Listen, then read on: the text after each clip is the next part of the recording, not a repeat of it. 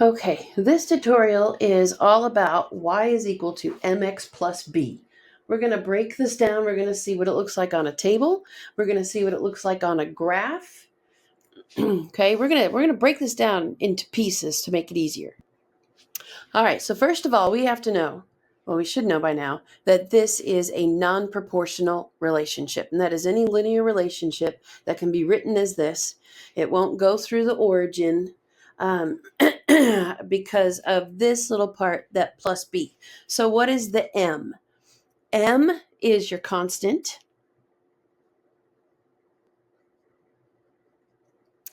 It is also your rate of change. They call this the slope.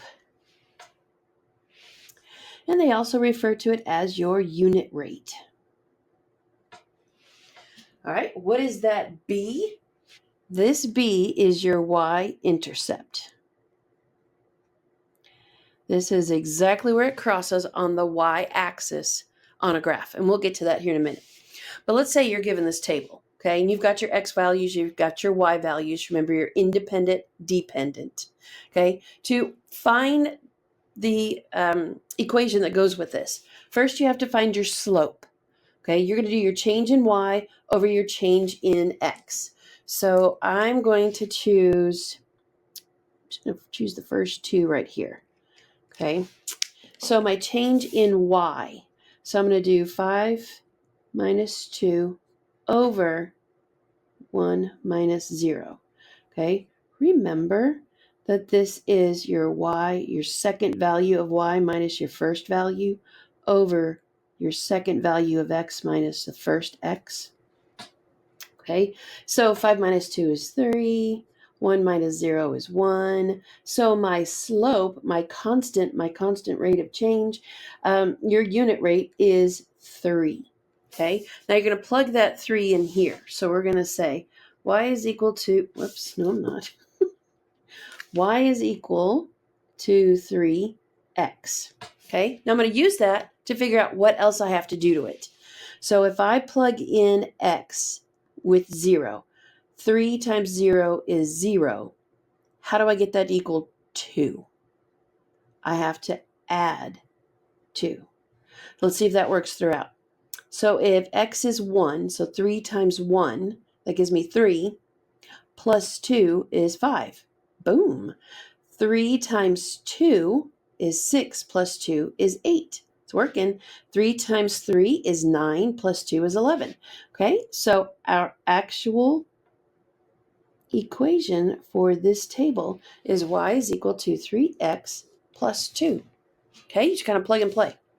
All right, we can take a given equation and we can create and complete a table. Okay, so if x is 2, 4 times 2 is 8. 8 plus 5 is 13. If x is 6, 4 times 6 is 24, plus 5 is 29. If x is 9, 9 times 4 is 36, plus 5 is 41. And then again, if x is 12, so 4 times 12 is 48, plus 5 is 53. And then ultimately, I could graph that if I wanted to. Okay, but what if they're giving me a graph already set up?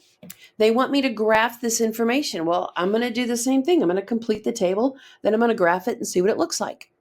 Okay, so 2x plus 4. 2 times 0 is 0, plus 4 is 4. 2 times 1 is 2, plus 4 is 6.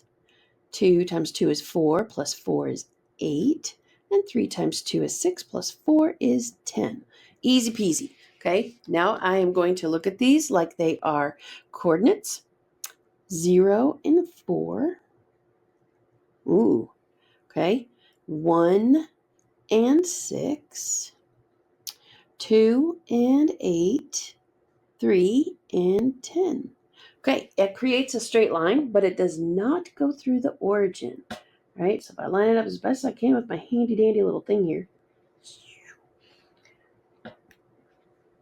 Okay, on the graph, I can see it crosses at 4.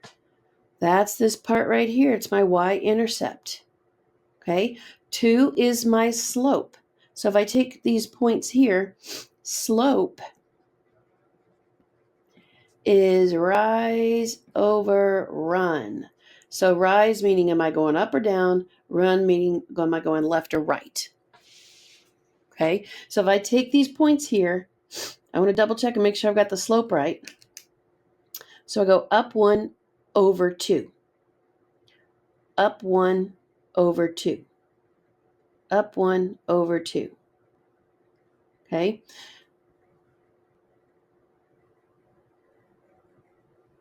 Oh, wait a minute. Back that up. I was thinking about that. That's not right because I'm jumping here. Okay. So I'm going up 2 over 1.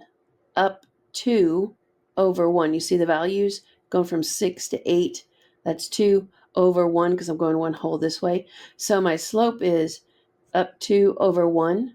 Slope is 2. That's what this is right there. Not a 3, a 2. All right, let's take a look at this one. Let me see